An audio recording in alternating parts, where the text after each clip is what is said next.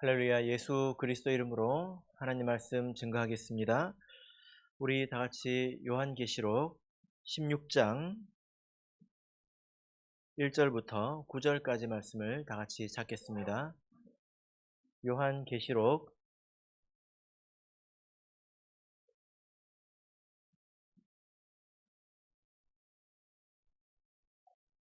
16장 1절에서 9절까지의 말씀을 저와 여러분이 한 절씩 교독하도록 하겠습니다. 1절. 또 내가 들으니 성전에서 큰 음성이 나서 일곱 천사에게 말하되 너희는 가서 하나님의 진노의 일곱 대접을 땅에 쏟으라 하더라.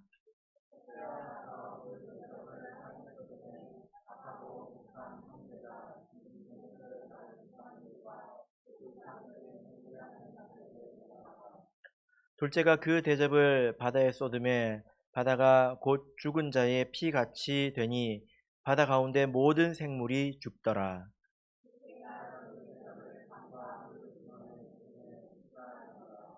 내가 들으니 물을 차지한 천사가 가로되 전에도 계셨고 시방도 계신 거룩하신 이여 이렇게 심판하시니 의로우시도다.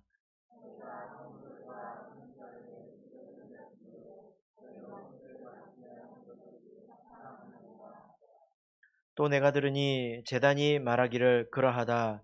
주 하나님 곧 전능하신 이시여 심판하시는 것이 참되시고 의로우시도다 하더라.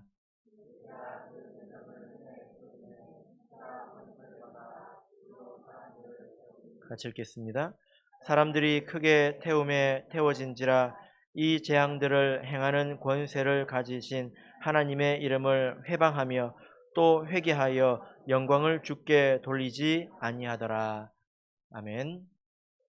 네, 오늘 이 시간은 진노의 일곱 대접을 땅에 쏟으라 라는 제목으로 하나님 말씀을 증거하겠습니다. 오늘은 마지막 일곱 대접의 재앙에 관한 내용인데요. 먼저 나눠드린 유인물을 먼저 좀 같이 좀 보도록 하겠습니다. 자, 이렇게 어떤 도표를 하나 나눠드렸죠. 예, 이 내용을 우리 신도의 사역자 밴드에도 그림 파일로 이렇게 올려뒀는데요. 계시록을 이렇게 보면 그 뭐가 많이 나옵니다. 그 중에 뭐 7개의 인이 나오고 또 7개의 나팔이 나오고 또 7개의 대접 이렇게 나오지 않습니까? 계시록에 보면 7이라고 뭐가 붙은 것이 많이 나오는데 그 중에서도 첫째, 둘째, 셋째 이렇게 나가는 것이 이 7개의 인 그리고 나팔 그리고 대접입니다. 계시록 성경을 읽어보면 7개의 인이 다 나오고 난 이후에 나팔이 다 나오고 난 이후에 그리고 대접이 쭉 나와요. 순서대로 읽어보면 그렇습니다. 그래서 어떤 그 사람들은 이것이 다 순서대로 이렇게 나열이 되어 있다. 인이 다 끝나고 나면 나팔의 시대가 오고 나팔의 시대가 다 끝나고 나면 대접의 시대가 온다. 이렇게 이해를 하시는 경우도 있는데요. 네, 그것은 잘못된 것입니다. 먼저 나팔, 대접, 이 성격을 우리가 먼저 알고 있어야 되는데요. 이 인이라고 하는 것은 원래 어디에 있는 것입니까? 이 책에 붙어 있는 거죠. 네, 하나님의 보좌에 계신 하나님의 오른손에 있는 책에 인봉되어 있던 그 인입니다. 그 인이 떼어지면서 책이 한 칸 한 칸 한 칸 열리고 마지막 7개가 떼어지면 다 열리는 거죠. 이 책은 하나님의 그 말세에 구원 계획에 관한 책입니다. 이 책이 열린다고 하는 것은 하나님의 구원의 계획이 이만큼 이루어졌다는 것이죠. 그래서 이 책이 다 열리면 다 끝나는 것입니다. 그죠? 예. 그런데 그 나팔은 무엇입니까?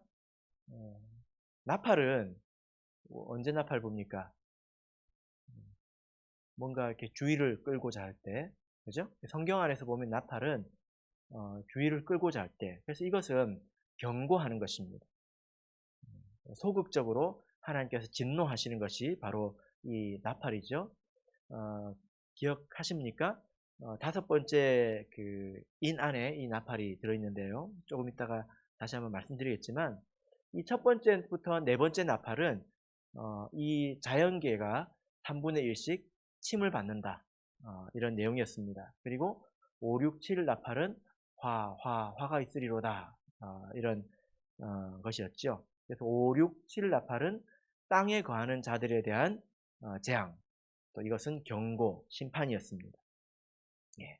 그래서 이것은 교회적이고 또 영적인 것이다. 이렇게 말씀을 드렸죠. 예. 근데 이 도표를 보시면요. 뭐가 좀 복잡하죠? 예, 사실 복잡하지 않습니다. 이 왼쪽부터 보시면 되는데, 왼쪽부터 이렇게 가다 보면 제일 처음 나오는 게 뭡니까? 첫 번째 인이죠? 예. 그래서 그 흰색으로 되어 있지 않습니까? 또 시간이 지나서 쭉 가다 보면 뭐가 나옵니까? 두 번째 인 나오죠? 네, 이렇게 순서대로 간다는 거예요. 세 번째 만나는 게 뭡니까?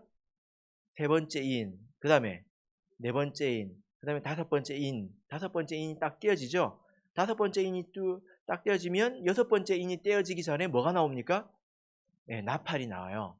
네, 다섯 번째 인 안에 이 첫 번째, 두 번째, 세 번째, 다섯 번째, 여섯 번째 나팔이 있는데 그동안에 배우셨던 내용을 잘 기억해 보신다면 다섯 번째 나팔은 사단의 나라가 예비가 되고 또 여섯 번째 나라는 사단의 나라가 완성이 되어서 여섯 번째 이 나팔 기간 중에 많은 일이 있다라는 것을 여러분 기억하실 것입니다. 그래서 이 첫 번째 인의 때부터 여섯 번째 나팔이 불릴 때까지가 바로 성령이 강림하는 천년이다라고 이제 말씀을 드렸죠. 그래서 그 여섯 번째 나팔이 불리고 난 이후에는 더 이상 구원의 역사가 없습니다. 제일 위에 가보면 삼각형이 있죠. 이게 뭐냐면 하나님의 나라가 점점 커지고 확장된다는 거예요. 그런데 어디서 딱 끊어지죠? 어디서 끊어집니까? 예, 여섯 번째 나팔이 불리면 어떻게 됩니까? 청량하는 일들이 생깁니다. 그래서 하나님의 참된 백성과 거짓된 백성을 청량해서 이 이제 실제로 그린다면 이거보다 훨씬 더 작게 그려야 될 것입니다. 그 밑에 이상한 방언이 적혀 있죠? 예, 이게 헬라어인데요. 나오스, 성소라는 뜻입니다. 예. 이 안에 있는 자들이 구원을 얻죠. 그렇게 해서 일곱 번째 나팔이 떼어지기 직전에 여섯 번째 인이 떼어집니다. 여섯 번째 인의 내용이 뭐였습니까? 하나님의 진노가 임하는 거였죠. 진노의 큰 날이라고 하지 않았습니까? 그래서 일곱 번째 나팔, 여섯 번째 인 거의 같은 때인데요. 이때가 되면 하나님의 나라가 완성이 됩니다. 그럼 그 이후에는 뭐 해야 된다고요? 이제 심판하죠. 그래서 일곱 번째 나팔 안에 뭐가 있습니까? 일곱 번째 나팔이 불려지면 일곱 번째 나팔 안에서 첫 번째, 두 번째, 세 번째, 일곱 개의 대접이 쏟아지게 되는 것입니다. 그리고 마지막에 일곱째 인이 딱 떼어지면 그때 모든 것이 다 멈추게 됩니다. 그리고 반시 동안 고요하고 흰 보좌가 하늘에서 내려오게 됩니다. 그래서 그 계시록을 이렇게 이해하는 큰 얼개를 이렇게 도표로 만들어 놨는데요. 이 표를 참고하셔서 계시록 말씀을 계속 읽으시면 더욱더 이해하시기가 쉬울 거라고 생각이 됩니다. 오늘 이제 그 7개의 대접에 대해서 말씀을 이렇게 드리게 되었는데 7개 대접은 일곱 번째 나팔 안에 있습니다. 그리고 혹은 여섯 번째 인 안에 있다라고 해도 되겠죠. 그 여섯 번째 인이라는 것도 우리가 읽어보면 하늘이 종이축 말리듯이 말려가고 뭐 산들이 떠나가고 이런 일들이 있잖아요. 그것이 일곱째 인을 떼자마자 바로 그렇게 휙 되는 게 아니라 그 안에도 대접의 과정이 있다는 거예요. 이런 과정을 통해서 마지막에는 그렇게 된다는 것입니다. 네. 자, 그래서 이 대접의 역사가 마치면 모든 것이 끝나게 됩니다. 그래서 오늘은 이 대접의 제한 가운데서 첫 번째부터 네 번째 대접에 대해서 살펴보도록 하겠습니다. 자, 우리 먼저 본문의 말씀으로 돌아가서 1절을 읽겠습니다. 자, 16장 1절 같이 읽겠습니다. 시작. 또 내가 들으니 성전에서 큰 음성이 나서 일곱 천사에게 말하되 너희는 가서 하나님의 진노의 일곱 대접을 땅에 쏟으라 하더라. 예. 자, 먼저 이 일곱 대접은 하나님의 진노가 담겨져 있다. 그래서 대접 안에는 뭐가 담겨 있다고요? 네, 하나님의 진노가 담겨져 있다. 이것을 이제 쏟아야 되는데 그 진노의 대상을 말하는 거겠죠. 이 진노의 대접을 어디에다 쏟아야 합니까? 네, 땅에 쏟으라 이렇게 했죠. 땅에 쏟으라. 그런데 여러분, 이 하나님께서 일곱 대접을 땅에 쏟으라 이렇게 했어요. 그럼 이제 어디에다 쏟는지 한번 볼까요? 자, 2절 보시면 첫째가 가서 그 대접을 어디에 쏟았습니까? 땅에 쏟았어요. 네, 잘했죠? 두 번째, 3절 보면 그 둘째가 대접을 어디에 쏟았어요? 바다에. 이거 좀 잘못한 거 아닙니까? 땅에 쏟으라고 했는데. 그 다음에 세 번째, 4절, 셋째가 그 대접을 강과 물 근원에. 좀 이상하네요. 그 다음에 8절, 넷째가 그 대접을 해에 쏟음에. 10절, 그 다섯째가 그 대접을, 또 다섯째가 그 대접을 짐승의 보좌에. 또 12절, 또 여섯째가 그 대접을 큰 강 유브라데에. 17절, 일곱째가 그 대접을 공기 가운데에, 공기 중에. 여러분, 하나님께서 대접을 어디다 쏟으라고 하셨습니까? 땅에 쏟으라고 했죠. 이 천사들이 좀 잘못 쏟은 것 아닙니까? 땅에 쏟으라고 그랬는데 바다에 쏟고, 이거 잘못 쏟으면 안 되는 거잖아요. 엊그저께 아주 뭐라 그럴까요? 참 안타깝다고 해야 되나요? 이란 군이 미사일 훈련을 했는데요. 미사일을 어디다 쐈을까요? 자기 나라 군함에다가 쏴가지고 한 20명 정도 죽었습니다. 이건 되게 좀 안타깝고 또 망신스러운 일이지 않습니까? 이런 일이 있으면 안 되잖아요. 근데 하물며 이 천사가 하나님의 진노가 가득 담은 대접을 가다가 자기 발에 자기가 걸려가지고 엉뚱한 데다가 바다에다가 휙 쏟고 그랬을까요? 네. 아니겠죠? 네. 네. 이것은 하나님의 진노입니다. 여러분, 하나님의 진노가 어디에 임합니까? 네. 로마서 1장 18절을 보겠습니다. 로마서 1장 18절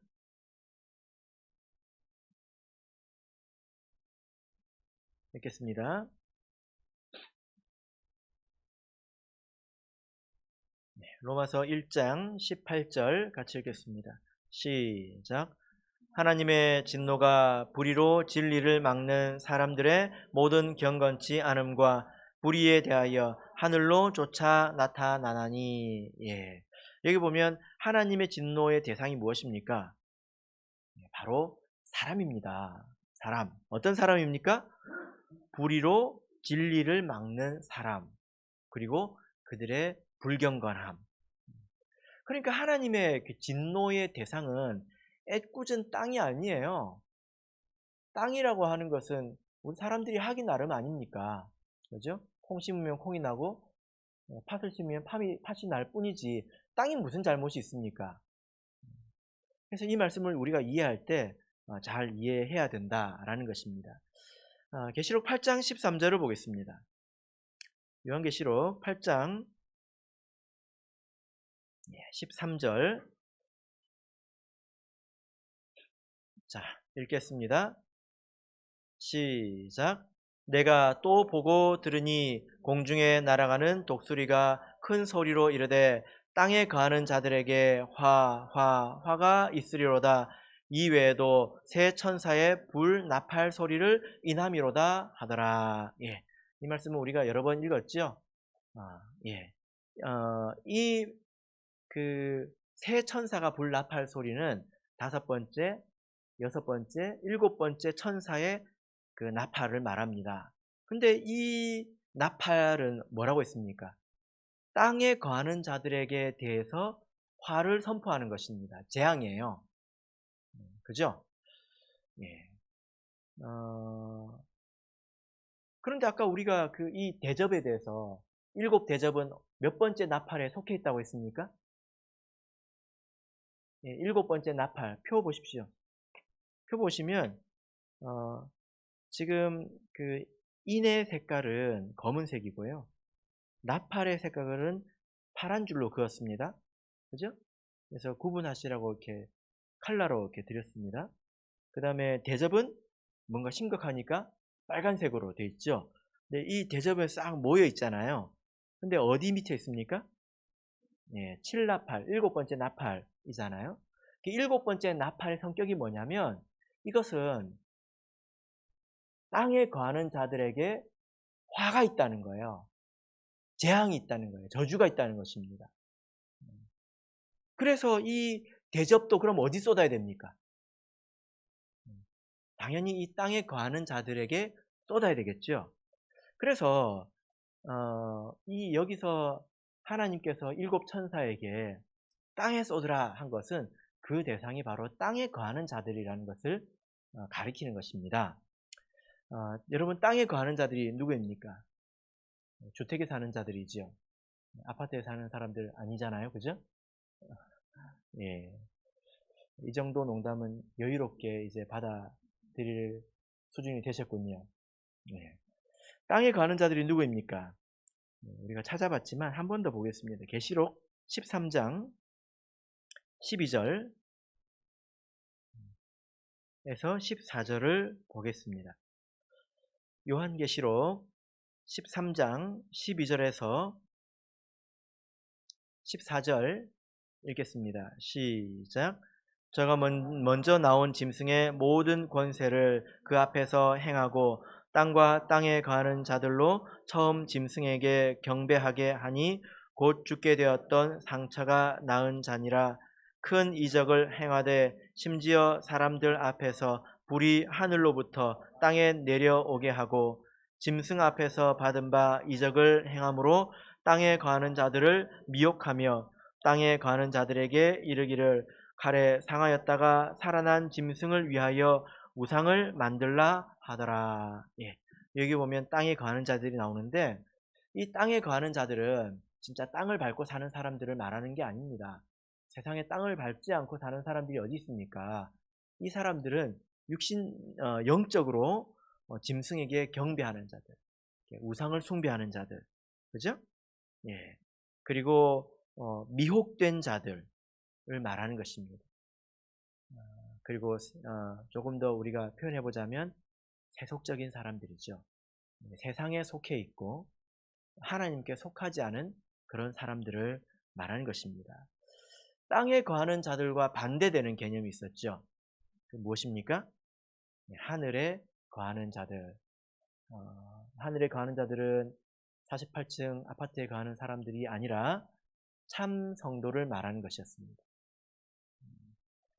자, 그래서 여러분 이 대접에 관한 내용을 이렇게 볼 때에 우리가 두려워하지 않아도 됩니다. 왜냐하면 이것은 땅에 거하는 자들을 위해서 대상으로 하는 것이기 때문에 하나님을 사랑하는 참 백성들은 이 재앙을 두려워하지 않아도 됩니다.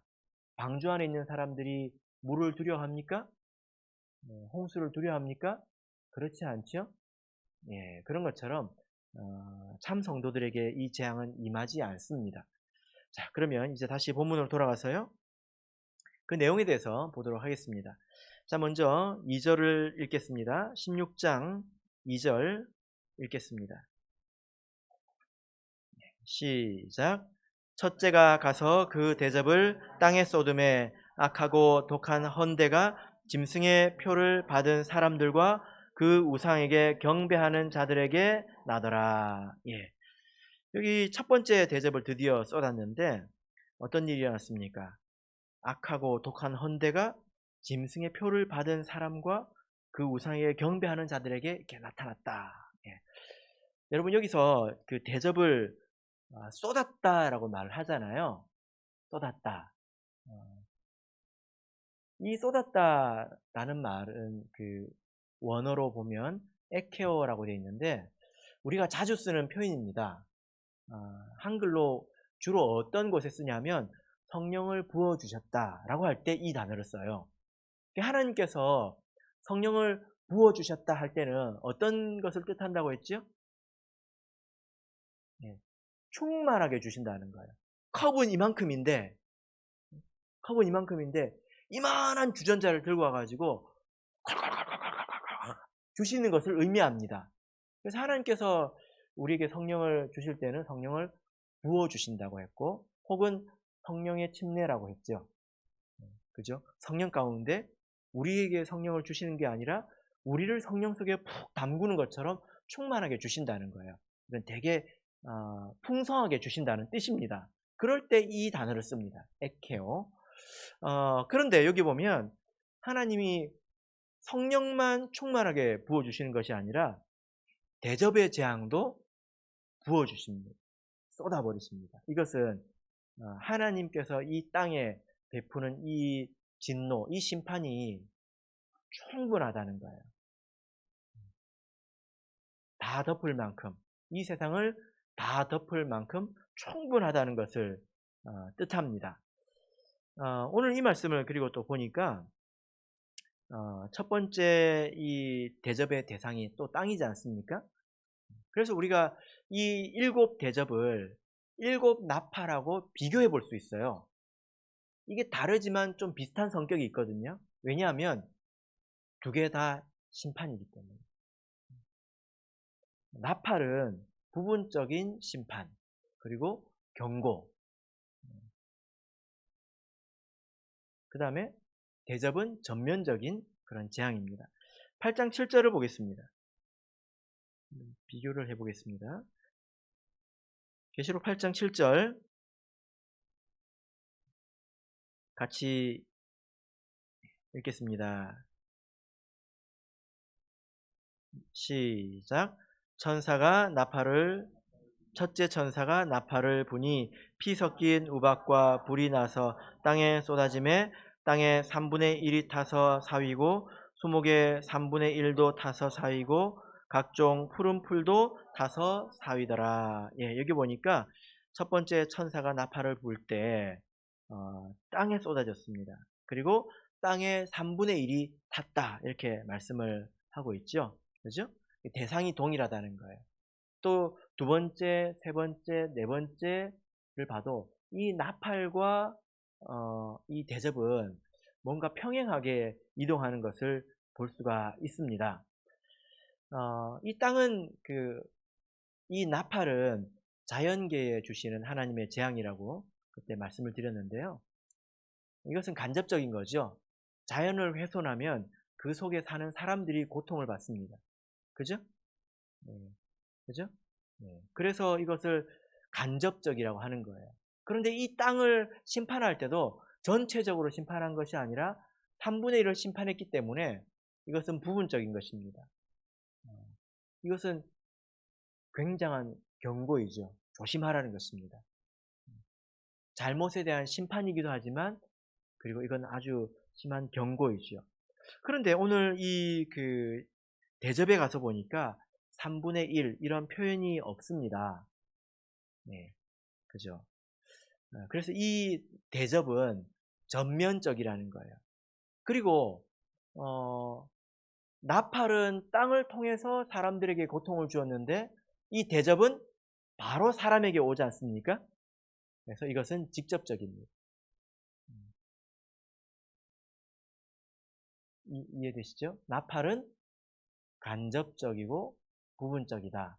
그런데 대접은 전면적이고 직접적이다. 그래서 그 재앙이 무엇입니까? 사람들에게 주어진 재앙이 무엇입니까? 네. 악하고 독한 헌대. 이 헌대가 뭘까요? 네.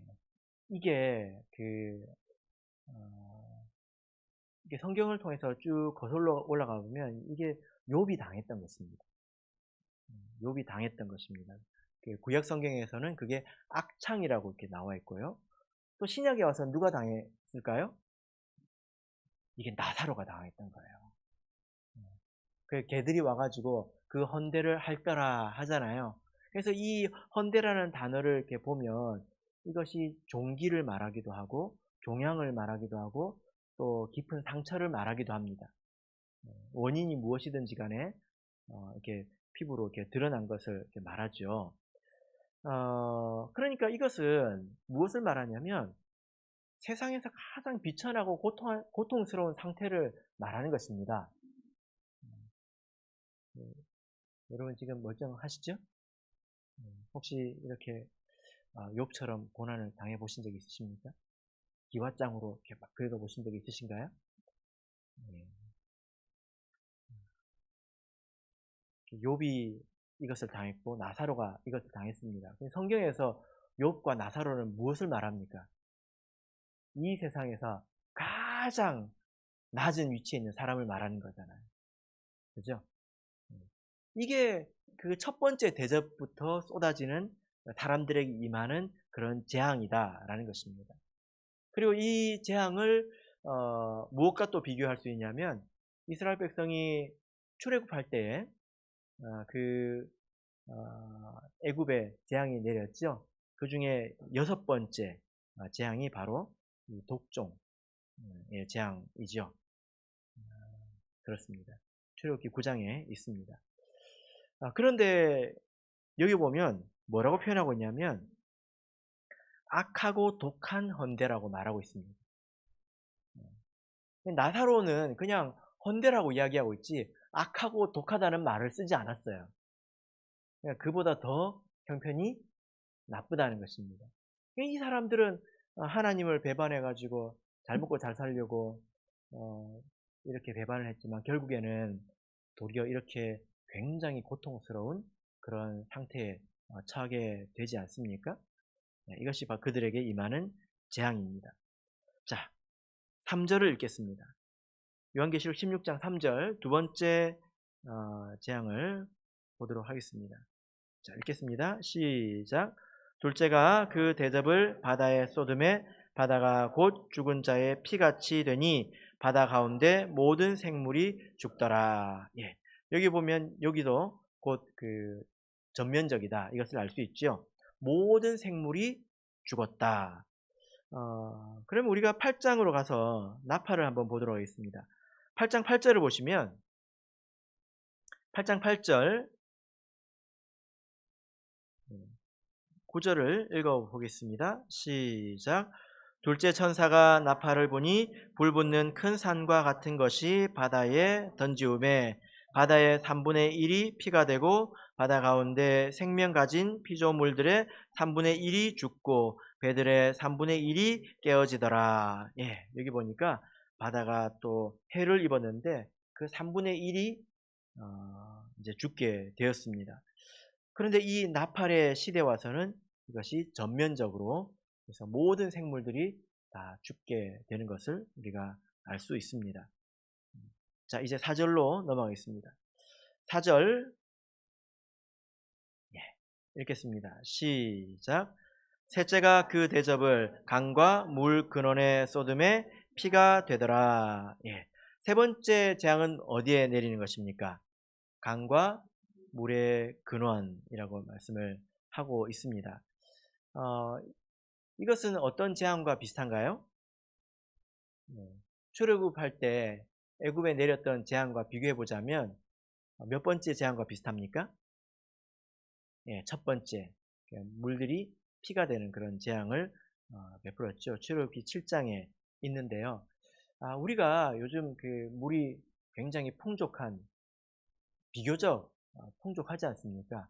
그리고 한국이라는 곳은 더욱이나 이제 더 그런 것 같습니다. 깨끗한 물이 이제 많기 때문에 더 이제 비교적 풍족한 것 같습니다. 그래서 특별한 상황이 아니고서는 우리가 이 고통을 체험해 보기가 쉽지가 않죠. 물이 변질되고 또 물이 상하고 이것은 굉장히 고통스러운 것입니다.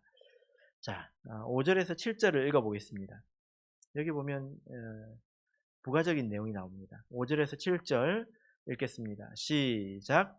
내가 들으니 물을 차지한 천사가 가로되 전에도 계셨고 시방도 계신 거룩하신 이여 이렇게 심판하시니 의로우시도다. 저희가 성도들과 선지자들의 피를 흘렸으므로 저희로 피를 마시게 하신 것이 합당하니이다 하더라. 또 내가 들으니 제단이 말하기를 그러하다. 주 하나님 곧 전능하신 이시여 심판하시는 것이 참되시고 의로우시도다 하더라. 예. 자, 여러분 여기 보니까 세 구절이 나오는데 이 구절의 그 끝부분에는 비슷한 내용이 나옵니다. 어떤 내용이 나옵니까?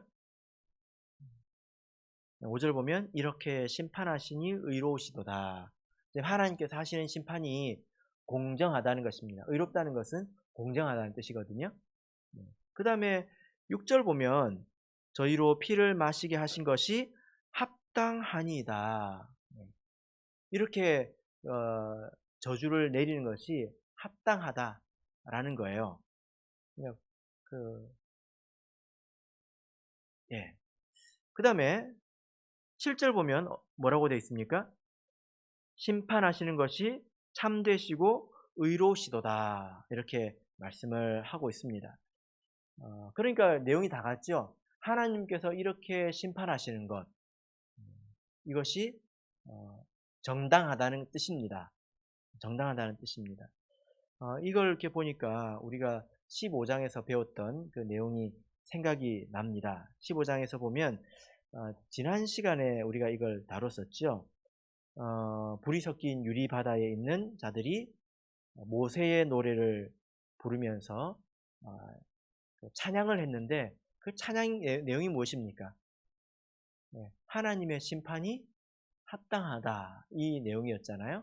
그죠? 이것은 우리로 이렇게 많은 것을 생각하게 하는 그런 내용이었습니다. 세상에 아무리 그 악한 사람, 악하다 하더라도 여러분 그 나라에 그 물이 다 피로 변해가지고 먹을 물이 없고 뭐 재앙이 임하고 그 나라 사람들이 전체적으로 이렇게 막 온몸에 종기가 나고 그러면 요즘은 옳고 그름을 떠나서 사람들이 이렇게 도와주잖아요. 그게 사람의 됨됨이 아닙니까? 그게 바른 거거든요. 그런데 그렇게 하는 것이 합당하다고 도리어 박수치는 것을 지금 우리가 이해하기가 쉽지 않아요. 그죠? 근데 이렇게 되려면 세상이 어떻게 변해가야 되겠습니까? 그래서 오늘 이 대접이 쏟아질 때도 그 내용을 이렇게 말하고 있는데 5절부터 7절까지를 이렇게 보면 이것은 증언하는 것입니다. 증언. 그 율법에 보면 구약 성경에 이렇게 율법에 보면 옛날에는 CCTV도 없잖아요. 그리고 뭐 지문 검사도 안 되지 않습니까? 그죠? 근데 그때도 사람이 사는지라 범죄도 있고 아주 악한 죄도 있었겠지 않습니까? 그때 사람들을 심판할 때 어떻게 합니까? 증인을 세우는 거죠. 그죠? 두세 사람의 증인을 세워야 합니다.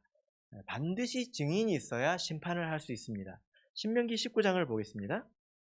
신명기 19장 15절 보겠습니다. 신명기 19장 15절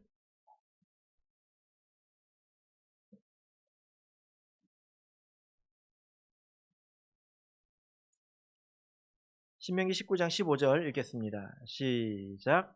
사람이 아무 악이든지 무릇 범한 죄는 한 증인으로만 정할 것이 아니요 두 증인의 입으로나 세 증인의 입으로 그 사건을 확정할 것이며. 예. 그래서 쭉 이 정신이 이어져서 증인이 있어야 합니다. 그래서 여기 보면 하나님께서 심판하실 때에 증인이 나와요. 누가 증언할까요? 16장을 보시면 5절을 보시면요. 첫 번째 증인이 누구입니까? 물을 차지한 천사라고 하고 있습니다. 물을 차지한 천사가 나타나서 그 심판하시는 것이 합당합니다. 이렇게 이야기를 하고 있어요. 이 물을 차지한 천사라는 말은 원문을 보면 그냥 물들의 천사입니다. 물들의 천사, 물의 천사.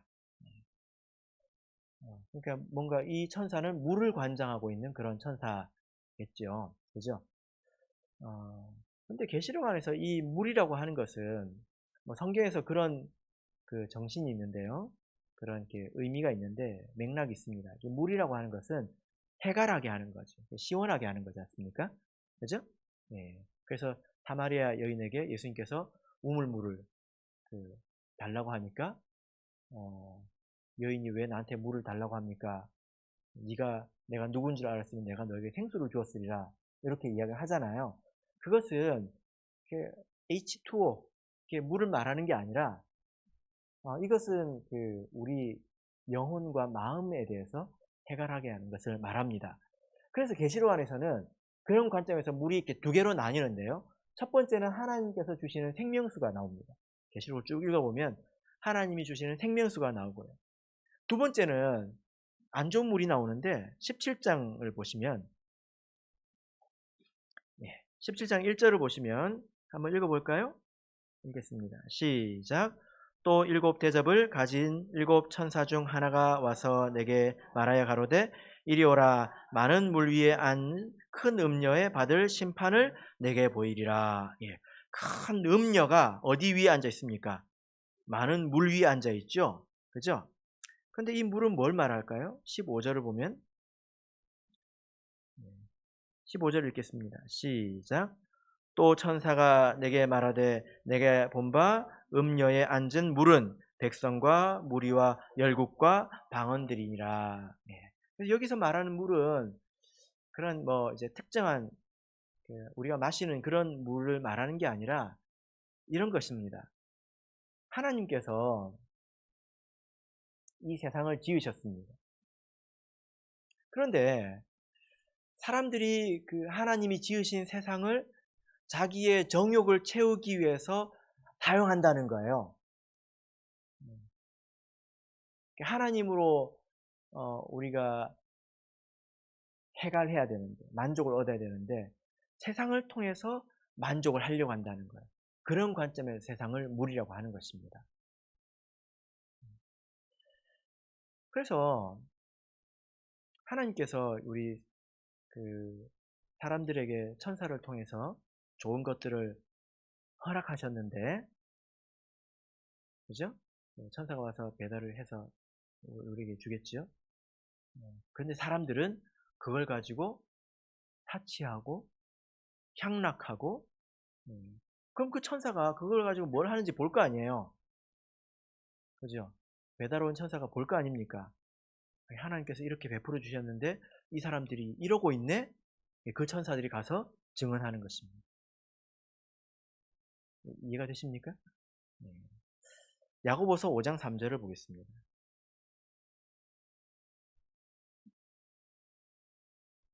야고보서 5장 3절. 여기 보면 증언하는 게 나오는데요. 증거라고도 할 수 있습니다. 읽겠습니다. 시작.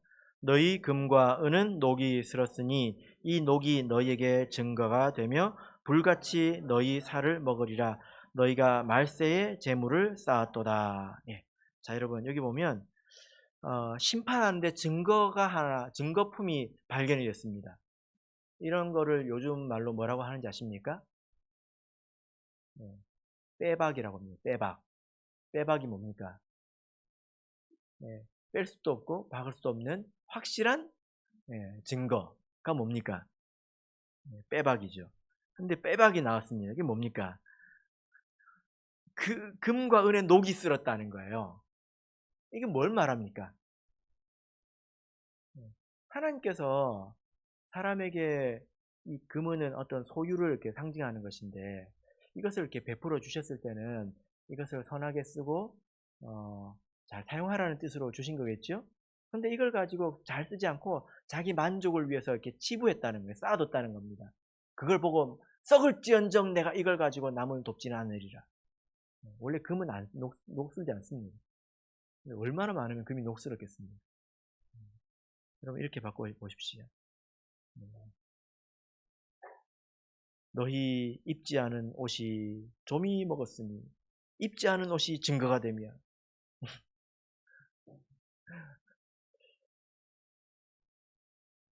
너무 찔려서 반응이 없으신 건가요? 이게 무슨 말인지 이해되십니까? 물들의 천사라는 말은 이런 뜻입니다. 어, 하나님께서 이 세상을 이렇게 관장하실 때 어, 천사를 통해서 관장하십니다. 그걸 통해서 사람들에게 이런저런 은혜를 주시고요. 우리는 그것을 선용할 책임이 있습니다. 청지기처럼 써야 되겠죠. 우리뿐만이 아니라 세상 사람들도 마찬가지입니다. 근데 그걸 가지고 향락하고 그걸 더 얻으려고 서로 치고받고 싸우고 빼앗고 그런 모습을 천사가 보고 와서 하늘에 가서 뭐라고 합니까? 하나님께서 이렇게 심판하시는 것이 합당합니다. 하고 우리에게 복을 가져왔던 천사가 도리어 가서 심판을 증언하고 있다는 거예요. 그래서 우리에게 무언가가 있다고 해서 함부로 쓰면 안 되겠죠. 이것은 내 시간을 포함해서 내 소유를 합당하게 잘 써야 된다는 이야기입니다. 근데 세상 전체적으로 보면 그렇지 않죠. 있는 놈들이 더하다 뭐 이런 말 하지 않습니까? 세상이 악합니다. 자, 그럼 두 번째 증인은 뭘까요? 돌아오겠습니다. 7절 읽겠습니다. 16장 7절 보시면 또 내가 들으니 제단이 말하기를 그러하다. 증인이 하나 나오면 안 되잖아요. 최소한 몇 명이 나와야 됩니까? 2명이 나와야 돼요. 한 번은 그 물들을 관장하는 하나님의 명령을 따라서 이 세상을 주관했던 건 천사들이 와서 증언을 하고, 두 번째는 뭐가 나와서 증언을 합니까? 제단이 와서 말합니다. 제단이 왜 증언을 할까요? 6절을 보시면 저희가 성도들과 선지자들의 피를 흘렸으므로, 우리가 그동안의 계시록을 통해서 배운 바에 의하면 성도는 핍박을 받습니다. 나라와 세상 나라와 그리고 타락한 거짓 선지자들에 통해서 핍박을 받죠. 그래서 그들이 제단 아래에서 눈물을 흘리면서 큰 소리로 부르짖고 있지 않습니까? 그죠? 예, 그 눈물로 부르짖고 있고 핍박받는 것을 다 본 게 누굽니까? 옆에서 제단이잖아요. 그죠? 이건 영적인 이야기입니다. 우리가 기도할 때 우리 앞에는 제단이 있죠. 하나님께로 올라가는 제단이 있습니다. 그 제단이 다 보고 들은 거예요. 이 사람이 어떤 억울한 일을 당했는지, 또 어떤 핍박을 받았는지, 어떤 멸시를 당했는지 다 본 거예요. 그래서 그 제단이 하나님 앞에 가서 증언하는 것입니다. 합당합니다. 라고 증언을 하는 것입니다. 그래서 우리가 한 지금까지 10번도 넘게 찾은 것 같은데요. 요한계시록 6장 10절 가면 그렇게 고통을 호소하는 자들이 나오잖아요. 신원하여 주시기를 어느 때까지 하시려나이까 하지 않습니까? 그 기도가 이제 16장 여기서 응답이 되는 것입니다.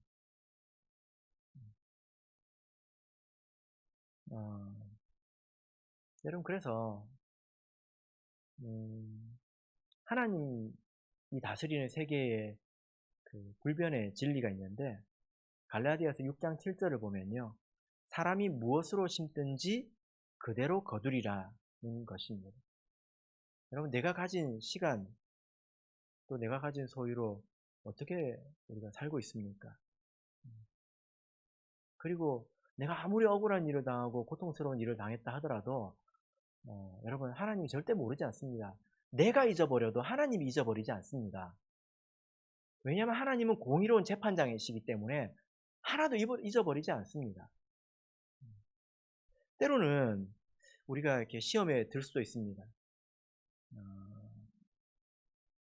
왜냐하면 하나님께서는 인자하시고 노하기를 이렇게 더디하시기 때문에 기회를 주고 또 주고 또 주고 하시는 분이잖아요.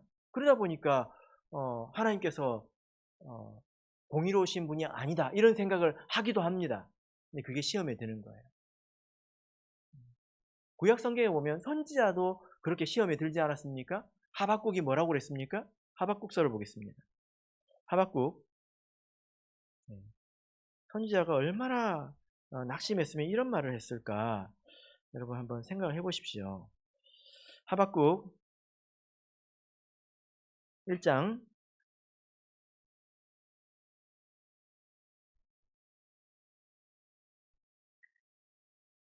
12절부터 보시면 선지자가 가로되 여호와 나의 하나님 나의 거룩한 자시여 주께는 만세 전부터 계시지 아니하시나이까 우리가 사망에 이르지 아니하리이다. 여호와여 주께서 심판하시기 위하여 그를 두셨나니 반석이시여 주께서 경계하기 위하여 그를 깨우셨나이다. 13절 주께서는 눈이 정결하심으로 악을 참아 보지 못하시며 폐역을 참아 보지 못하시거늘 어찌하여 괴율한 자들을 방관하시며 악인이 자기보다 의로운 사람을 삼키되 잠잠하시나이까. 주께서 어찌하여 사람으로 바다의 어족 같게 하시며 주권자 없는 곤충 같게 하시나이까. 여러분 이거는요 굉장히 정중한 말로 고소하고 있는 거예요. 곤충의 세계가 어떻습니까? 힘센 게 장땡이잖아요. 그죠? 바닷속도 그렇잖아요. 네. 착한 물고기가 그 악한 물고기를 이깁니까? 그게 중요한 게 아니라 어떤 게 세냐 이게 중요한 거잖아요. 근데 하나님이 다스리는 세상이 어떻게 그렇습니까? 하나님 지금 뭐 하고 계십니까? 보고 계십니까? 주께서는 눈이 청결하신데 지금 시력을 잃어버린 건 아닙니까? 요 말을 아주 정중하게 하고 있는 거예요. 속은 뒤집히는데 말은 굉장히 정중하게 하고 있는 거죠. 그죠? 그러니까 선지자의 속이 뒤집혔다는 거예요.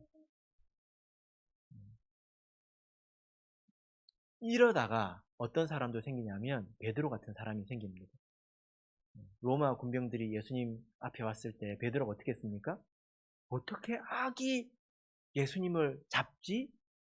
이게 하나님 안에서 어떻게 가능하지? 하고 이해가 안 되고 머리가 뒤집혀지니까 뭘 뽑았어요? 칼을 뽑았잖아요. 예수님께서 그 칼을 다시 집어넣으시고 뭐라고 하셨습니까? 검을 가지는 자는 다 검으로 망하니라. 그럴 때 검을 다시 꽂으라는 거예요. 하나님이 모른다고 생각하냐? 이겁니다. 여러분 그래서요. 그 하박국도 나중에 하나님으로부터 응답을 받고 이런 고백을 하죠. 3장을 보겠습니다. 3장 2절을 보겠습니다. 읽겠습니다. 시작. 여호와여 내가 주께 대한 소문을 듣고 놀랐나이다. 여호와여 주는 주의 일을 이 수년 내에 부응케 하옵소서. 이 수년 내에 나타내시옵소서. 진노 중에라도 긍휼을 잊지 마옵소서. 예. 어떤 사람들은 주는 주의 일을 이 수년 내에 부응케 하옵소서 하고 현수막에 다 이제 걸어 놓는데 주의 일이 뭡니까? 심판을 말합니다. 그래서 이 하박국의 호소에 대해서 하나님께서 대답하는데 내가 정한 때가 있다. 그때가 되면 이렇게 될 것이다. 하고 하나님께서 응답해 주시니까 하박국이 하나님 그 일을 수년 내에 해 주십시오. 빨리 해달라는 거예요. 근데 그 일이 뭡니까? 부흥하면 사람이 많아지고 막 그런 거 생각하죠. 근데 그런 일이 아닙니다. 하나님이 악인을 심판하시는 걸 말해요. 빨리 심판해달라는 거예요. 이런 거 현수막에 붙여놓기는 좀 그렇지 않습니까?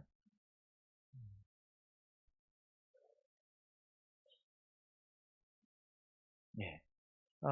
그래서 이 제단이 그리고 물을 다스리는 천사가 증언합니다. 그래서 하나님께서 이 세상을 심판하시는 것이 합당하다는 것이 이렇게 드러나게 되는 거겠죠. 자, 마지막으로 이제 본문 마지막 나팔을 대접을 보겠습니다. 8절 9절 읽겠습니다. 시작. 넷째가 그 대접을 해에 쏟음에 해가 권세를 받아 불로 사람들을 태우니 사람들이 크게 태움에 태워진지라. 이 재앙들을 행하는 권세를 가지신 하나님의 이름을 회방하여 또 회개하여 영광을 주께 돌리지 아니하더라. 예. 네 번째 대접은 해에 쏟아졌습니다. 우리가 아주 더운 한여름에는 이 말씀을 막 느끼는 것 같지 않습니까? 그죠? 이제 여름이 다가옵니다. 근데 훨씬 더 심하겠죠. 베드로 후서를 보겠습니다. 베드로 후서 3장 같은 말씀이 있는데요. 참고가 될 만한 말씀입니다. 6절 7절을 보시겠습니다.